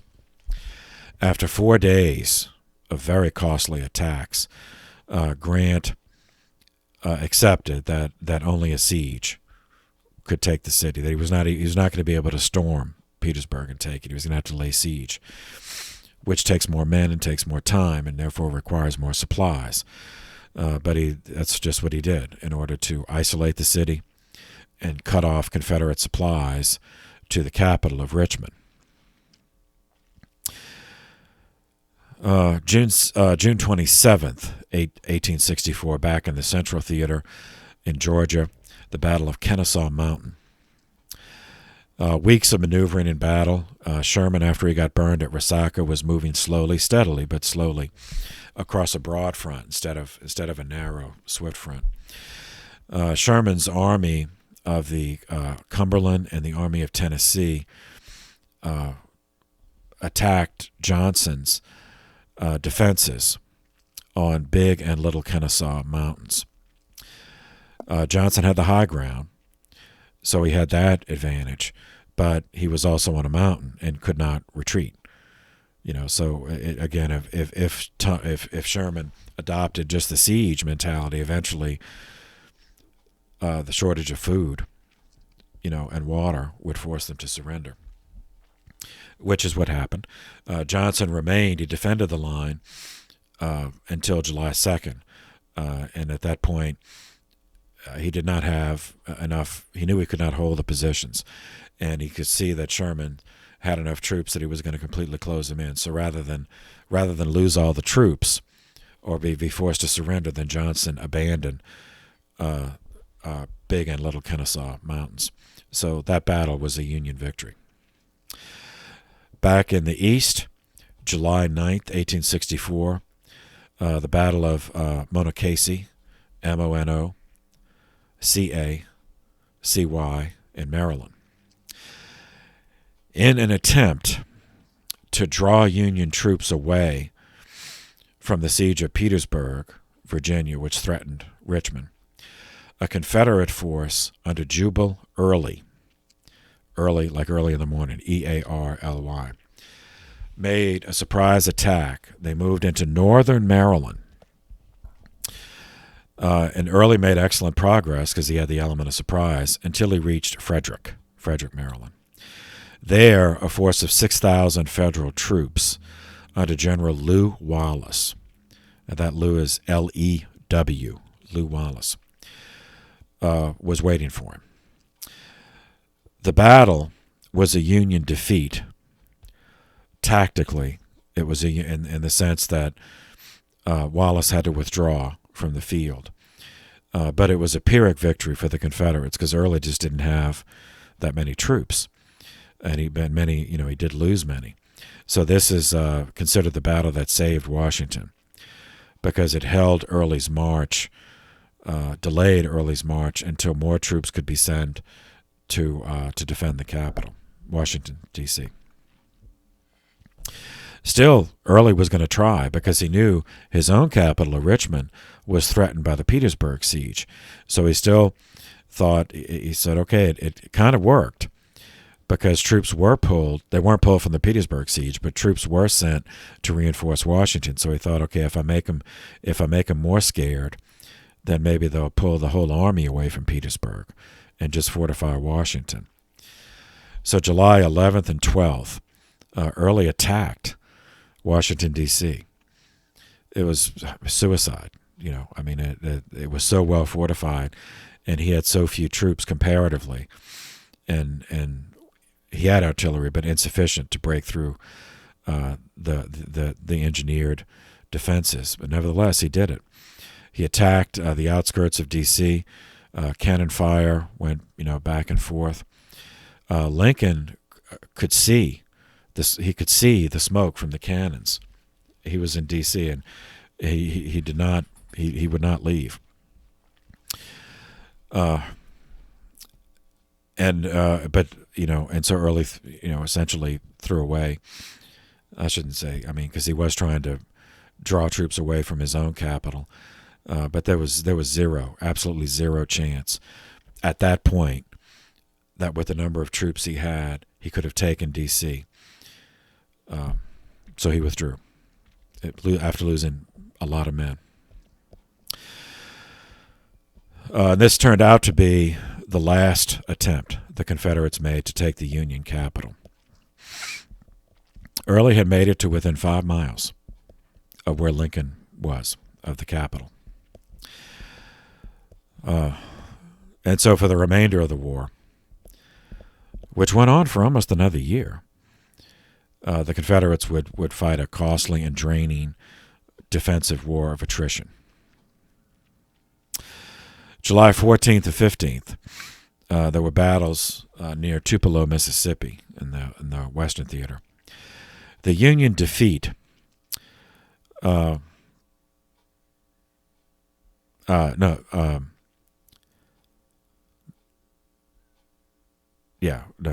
Union at the battles of Tupelo, Mississippi. The Union engaged Nathan Bedford Forrest, who had defeated the Union in previous engagements by availing himself of the element of surprise. But at Tupelo, Mississippi, he was defeated and had to withdraw. And so that secured supply lines for Sherman's army operating in Georgia. So now the Union already had the Mississippi River, but because of Forrest actions, they could not easily transport goods over land from the Mississippi River to Georgia. But now, after Bedford lost at Tupelo, they were able to do that. July 17th, 1864. General John Bell Hood replaced General Joseph Johnston as commander of the Confederate Army of Tennessee. This change in command signaled a new Confederate strategy, which, some thought would defeat Sherman in Georgia. But it was too late. I mean, the war, they really, I know it's his retrospect, but really Lee was right. After Gettysburg, there was no way the Confederacy could win. So this was all, just throwing these lives away. But anyway, that's what happened. July 20th, 1864, the Battle of Peachtree Creek, Georgia, was the first major battle around the city of Atlanta. The city of Atlanta as it was then. Kennesaw Mountain is now, that's Marietta, Georgia, and Sherman already won that, so he's moving south towards Atlanta. So Peachtree Creek is right on the outskirts of what was then the footprint of Atlanta. General Hood sent out his army to defend the city and engage federal troops, which were under George Thomas, who was a subordinate of Sherman. Several hours of fighting ensued, which resulted in a Confederate withdrawal. Hood withdrew back behind his own defensive works. July 21st was the Battle of Atlanta itself. Hood's second attempt to force the Union to withdraw caused him very heavy casualties, which he could not replace, and no positive results. He did not dislodge the Union. It did, however, cost the Union a general, General James McPherson, commander of the Union Army of Tennessee, died in the fighting. Back in the East, July 30th, 1864, the Battle of the Crater.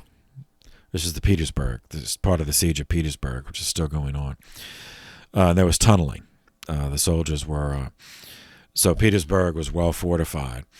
And, having studied European war, one of the ways that sieges were conducted was... let's see. So if you have a wall here, say Petersburg is on this side where the light is, and you're attacking, but this is defended by artillery. So one way an attacker can deal with this is to start outside the range of the defending artillery. So start way over here, dig down underground, dig a shaft, and then go dig under until you go under the fortification of your enemy. And then you can do a few different things. If you build a wide enough mine underneath and you put wooden beams to support it, then you can fire. You can set fire to them or explosives, and then your guys have to run out. And then when it blows up, then those supports would collapse, and then the whole, the defending siege would fall into a crater, hence the Battle of the Crater. And so this is called undermining. or sapping, under. Alternatively, that you could dig under and then dig up again and actually attack from within. But it's undermining. It was the more conventional approach to these long sieges.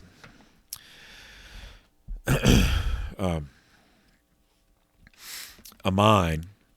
So the 48th Pennsylvania Infantry had been tunneling under the Confederate defenses of Petersburg, Virginia, and then they exploded it. They exploded the wooden beam supports underneath the Confederate fort in the Petersburg siege, and so it collapsed down, making a crater. So the infantry charge, though, that followed, the Unions then charged into the breach, but it was poorly coordinated because there's no radios, and what they hadn't really done this before. It's the kind of thing they read about from European campaigns, but hadn't actually seen what happened. So when the fortification, the defending fortification fell down into the mine, it threw up so much dust that they couldn't see each other. They couldn't even tell who they were fighting, and everybody was covered with dust. So the difference between the blue and the gray coats that they couldn't tell. They couldn't tell the flags because all the flags were covered with dust. There's no way to really communicate. So the infantry charge, some guys ended up fighting each other, running the wrong way. Didn't know where to fire. They were gagging on the smoke and the dust. So it was a mess. And that favored the defenders because the defenders weren't running anywhere. They were just staying. So the Confederates counterattacked, and the Union troops were so confused that the effect was a withdrawal. Although from the accounts that happened, some of the guys didn't even realize, they didn't know what direction they were running in because they couldn't see. They were just wanted to keep moving and get out so they could breathe. So that was a disaster, meaning the Petersburg fortifications, the Confederates still held Petersburg, and Virginia was still sort of defended.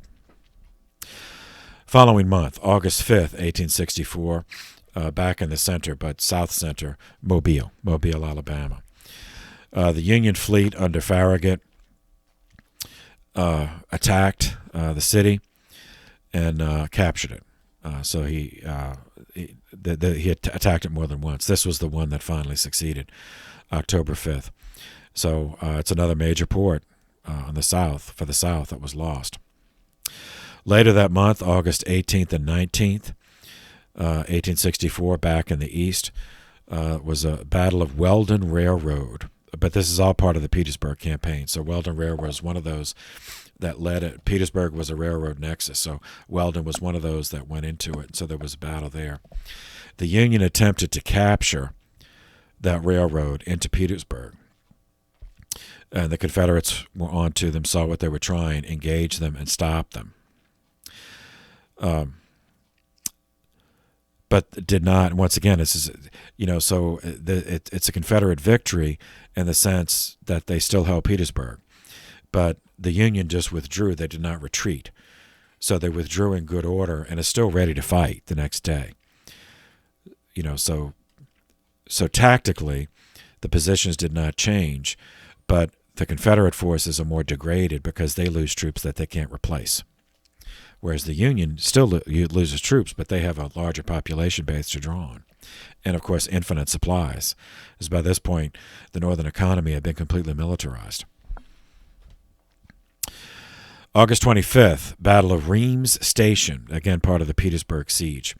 It's just another railroad, that they were trying to take. The surprise Confederate counterattack had stopped the Union, prevented the Union from capturing the Weldon Railroad. But the Union did succeed in this follow-up attack, taking Reams Station, which was a stop along another one of the railroads feeding into Petersburg. Not inside of Petersburg, but still, so it's just step by step. August 30th through September 1st, back in the Central Theater in Georgia, the Battle of Jonesboro, Georgia. This was the final Southern counterattack against Sherman's invasion of Georgia. And they were trying to drive the Union away from Atlanta, which was another railroad junction, and this failed. So the attack failed, leaving Sherman in control of all the railroad nexus going into Atlanta. And that was a strategic defeat, irreparable strategic defeat for the South. September 1st, it culminated on September 1st with the Confederate General Hood evacuating the city of Atlanta. And Sherman occupied the city the next day. Then the following day, Hood surrendered. He didn't just, he personally surrendered. September 19th, 1864, the Third Battle of Winchester, Virginia, back in the East. Now, this was not connected to the Petersburg campaign. This was another attempt to draw forces. I mean, it was part of it, but it was not. It was an attempt to draw Union forces away from the siege of Petersburg. Union forces under General Philip Sheridan were moving to reinforce Petersburg. So Jubal Early, the Confederate General Jubal Early, engaged them to prevent that from happening. He engaged them near the city of Winchester and achieved a tactical victory, forcing Sheridan to withdraw up the Shenandoah Valley. But it was not a strategic victory because he did not wipe out Sheridan's army. He just, he possessed the field. And it was tactical in the sense that, Sheridan had thousands of more troops, fresh troops that could have reinforced the Petersburg siege. So it did accomplish that much, at least. But it's still it's defensive. So it's doomed. Like, the cause is doomed by this point. So they're just delaying the inevitable and losing more and more men. And so it's like that whole generation of young men just gone, because of this kind of stuff. September 22nd, also in Virginia, the Battle of Fisher's Hill, Virginia, in the Shenandoah. The Union Army of the Shenandoah under General Philip Sheridan counterattacked Jubal Early's Confederates near Fisher's Hill, and this time Sheridan won. He overpowered the Southerners and forced them to flee the battlefield. Union officers, on Sheridan's officers, as well as civilian officials back in D.C., thought that would be the final battle of the Shenandoah. Ironically, we know more at this, about the troop placements of both sides than they knew then. So that assumption was wrong. It was wishful thinking. September 29th and 30th, 1864, still on the Eastern Front, the Battle of Fort Harrison near Richmond, Virginia, but all part of the Petersburg campaign, which, of course, was part of the Richmond campaign. And this was a Union surprise attack against Fort Harrison by the Army of the James River, which had largely been defensive, just protecting the James River to deny the Confederates that one avenue of attacking the North. But now they left from behind their siege works and attacked Fort Harrison and took it. And they took it from the Confederates. The Confederates tried once to go back and retake it, but they were repulsed. So this was strategic. So this is the anaconda. So it's closing further in, denying giving to the Union another avenue to attack Richmond and denying the Confederates another possible avenue of maneuver. October 19th, 1864, still in Virginia, the Battle of Cedar Creek. Early morning, surprise attack. Jubal Early, Confederate general, made a surprise attack against the Army of the Shenandoah from the banks of Cedar Creek, south of Middletown, Virginia. And he caught him by surprise because they thought after he withdrew that last time that was it. So he surprised him, and Sheridan admitted that. But Sheridan didn't give up. He personally left his tent, went to the front, rallied the troops, and to go back to the battlefield. And by the end of the day, so this is one of those, Sheridan lost the battle in the morning but won the battle in the evening. because he counterattacked. He didn't even wait to the next day to counterattack. He counterattacked that day. And the numerical superiority as well as the artillery superiority forced Early to withdraw. So another Confederate defeat, Union victory. And this was it. The Confederates did try a few more times to get back into the Shenandoah, but the Battle of Cedar Creek was it. So the Anaconda closes yet a little more, denying the entire Shenandoah Valley to the Confederates. That was October 19th. October 31st, another state was admitted to the Union, the state of Nevada, bordered by Oregon to the northwest, Idaho to the northeast, California to the west, Arizona to the southeast, and Utah to the east. Nevada is known as the Silver State because of the importance of silver in its history and economy. The word Nevada means snowy in Spanish. It refers to, under the Spanish period, of course, the borders were different, but it was part of the Spanish Empire. And so the Sierra Nevada mountain range, goes through part of Nevada, and it has snowy peaks. So, but the rest of Nevada, ironically, is desert, very arid. Areas of it include within the Mojave Desert.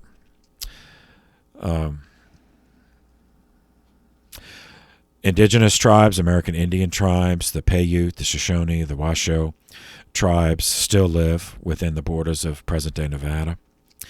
The area had been part of Alta California under the Viceroyalty of New Spain, which gained independence from Mexico in 1821. Annexed by the United States in 1848 after the victory in the Mexican-American War, initially was considered part of the Utah Territory. It was not separate. It was part of the Utah Territory. The discovery of silver in 1859, the Comstock lode, led to a population boom, not as big as the gold rush in California, but still significant, that provided an impetus for the creation to hive off the Nevada Territory from the Utah Territory. That was done on March 2nd, 1861, 8 days before the presidential election of 1864, which was Lincoln's second term. Nevada became the 36th state in the Union. Congress admitted them, even though they did not have sufficient population to petition. They had not reached that 60,000 minimum. But because of the Comstock lode, they said, we'll just ignore that. Silver's more important. Even at the time, the whole population of Nevada was around 10,000. The governor, the territorial governor, petitioning for statehood was Governor Nye, N-Y-E.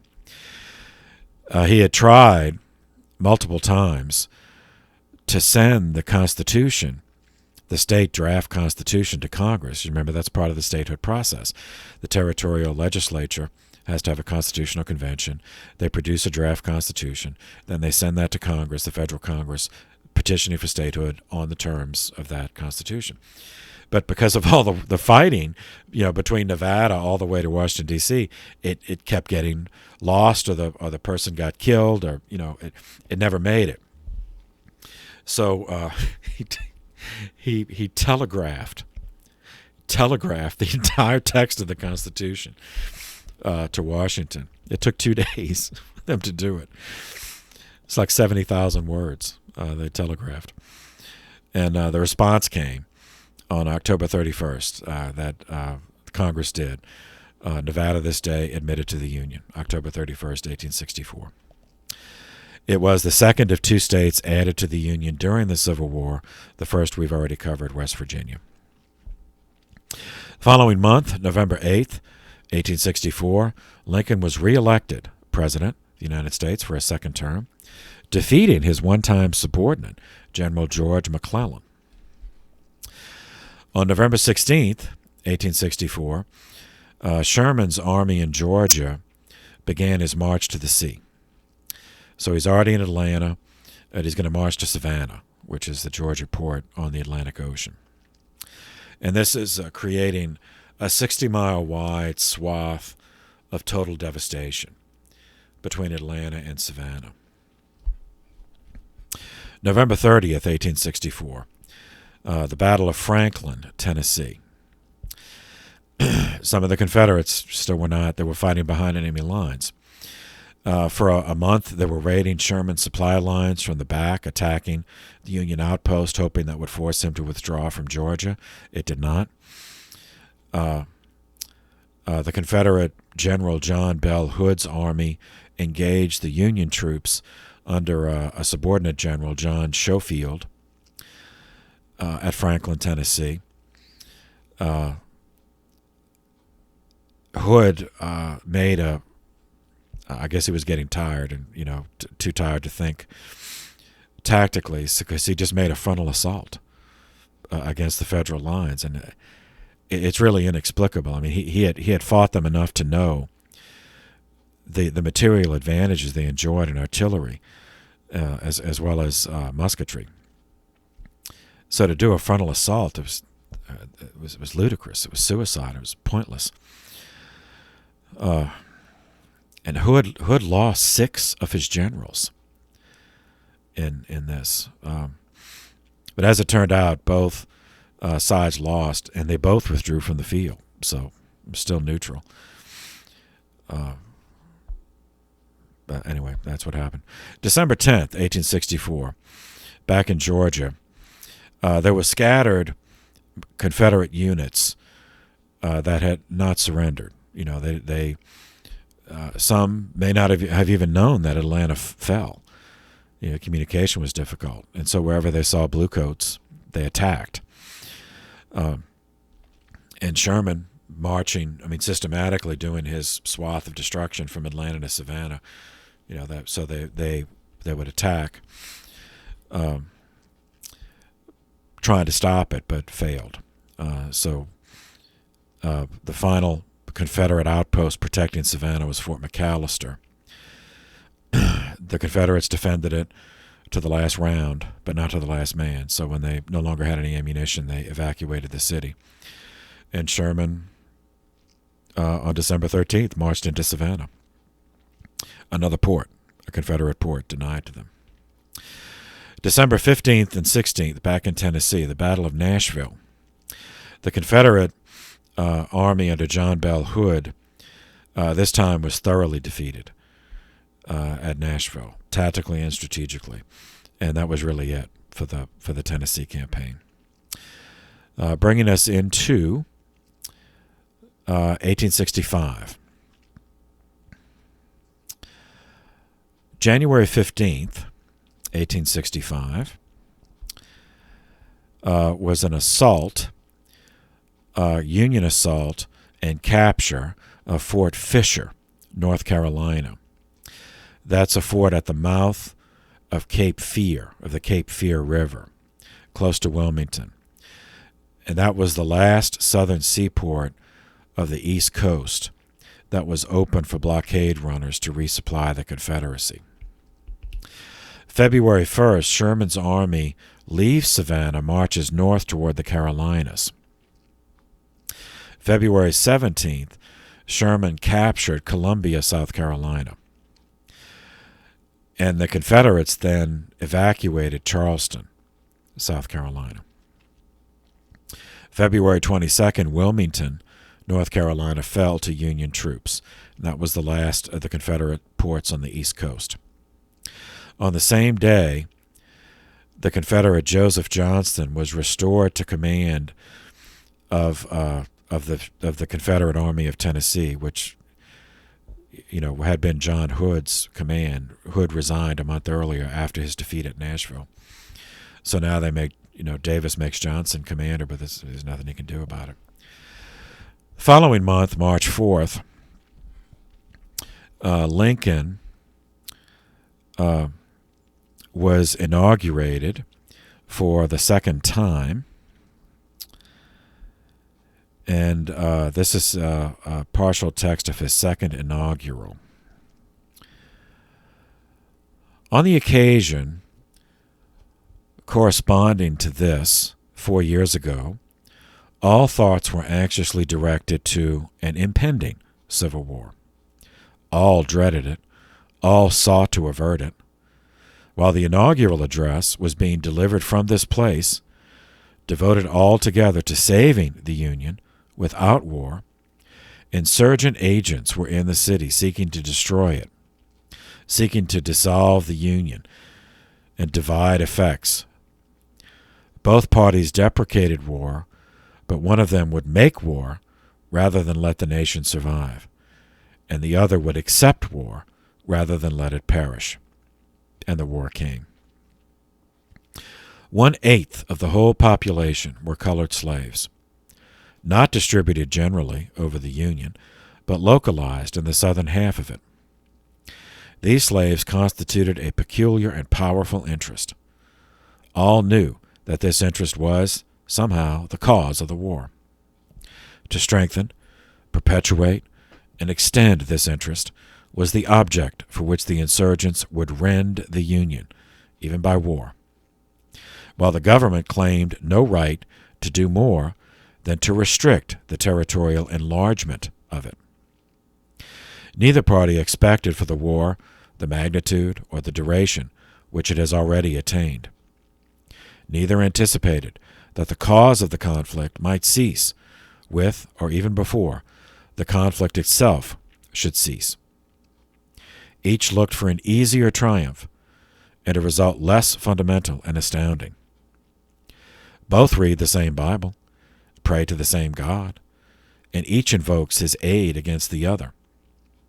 It may seem strange that any men should dare to ask a just God's assistance in wringing their bread from the sweat of other men's faces. But let us judge not, that we be not judged. The prayers of both could not be answered. That of neither has been answered fully. So, skipping down. With malice toward none, with charity for all, with firmness in the right, as God gives us to see the right, let us strive on to finish the work we are in, to bind up the nation's wounds, to care for him who shall have borne the battle, and for his widow and his orphan, to achieve and cherish a lasting peace among ourselves and with the world, to do all which may achieve and cherish a just and lasting peace among ourselves and with the world.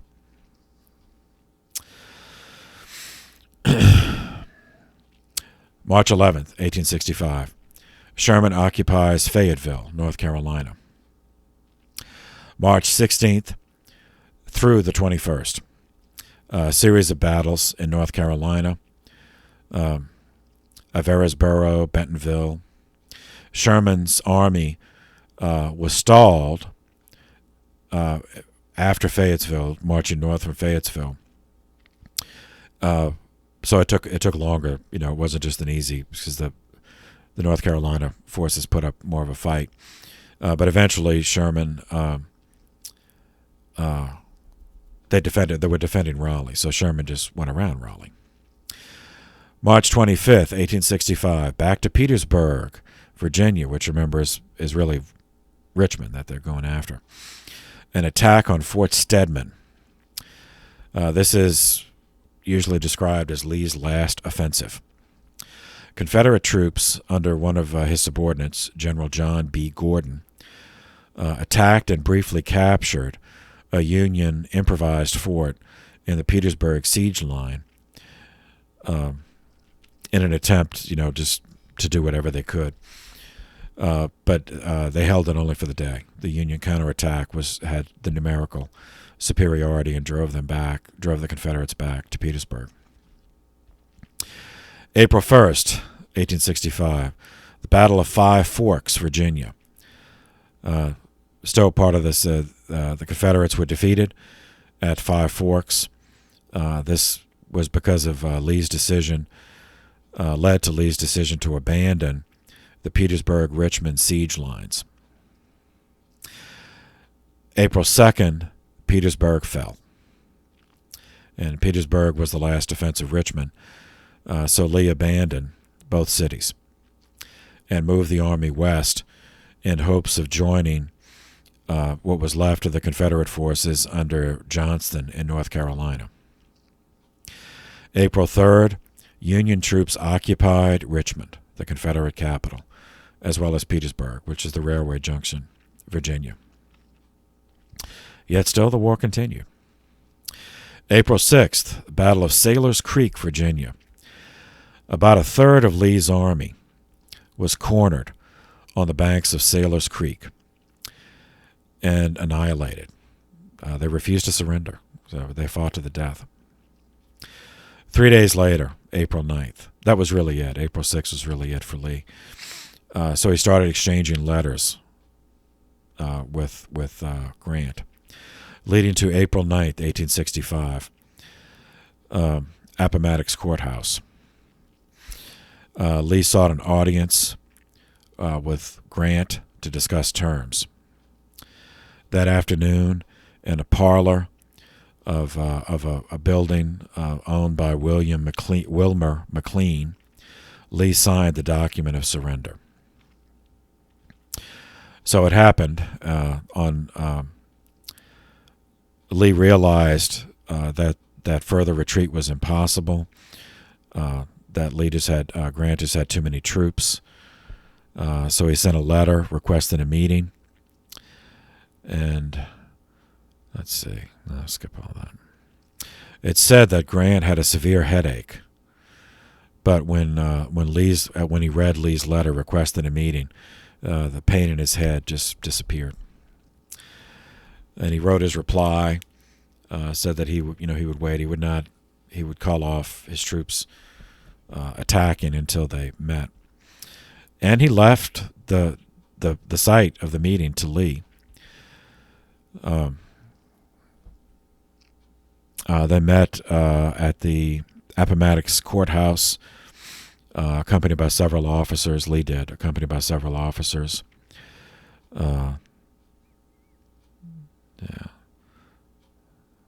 Wilmer McLean was in the vicinity of the courthouse.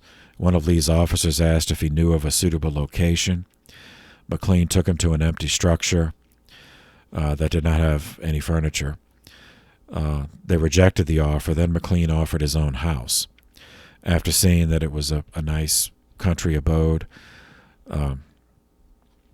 the officer, Lieutenant Colonel Charles Marshall, Lee's aide-de-camp, accepted, sent a private back to tell Lee that a meeting site had been found. Lee arrived at the McLean house about 1 o'clock in the afternoon, went into the parlor. Half an hour later, the sound of horses and a stagecoach was the signal that Grant was coming. Entering the house, Grant greeted Lee in the center of the room.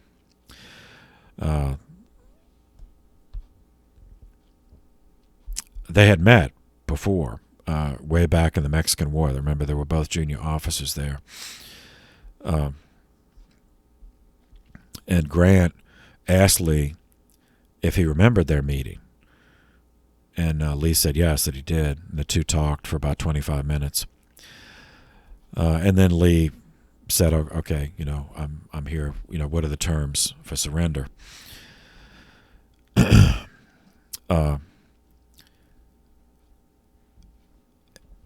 The terms were that the Lee's officers and enlisted men would be released on parole, meaning not incarcerated, if they surrendered their military equipment and take the oath. The Lincolns take the oath not to fight against the Union again. Lee signed and surrendered. Lee then mentioned that his men were starving, so Grant arranged for 25,000 sets of rations to be sent to Lee's troops. One of Lee's officers, after General Porter Alexander, suggested that they could still fight a guerrilla war, but Lee rejected the idea. He said, no, I've surrendered. And besides, we lost. We fought and we lost, so it's done.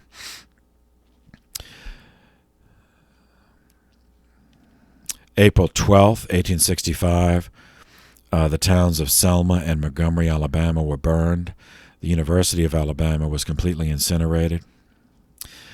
And 2 days later, April 14th, President Abraham Lincoln was assassinated by an actor named John Wilkes Booth at Ford's Theater in Washington, D.C.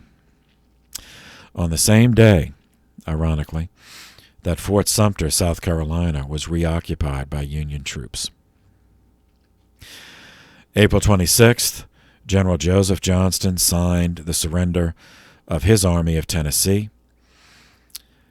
May 4th, 1865, General Richard Taylor surrendered the Confederate forces under his command in Alabama, parts of Mississippi, and eastern Louisiana. May 10th, the Confederate President Jefferson Davis was captured near Irvinville, Georgia, and he was put in shackles.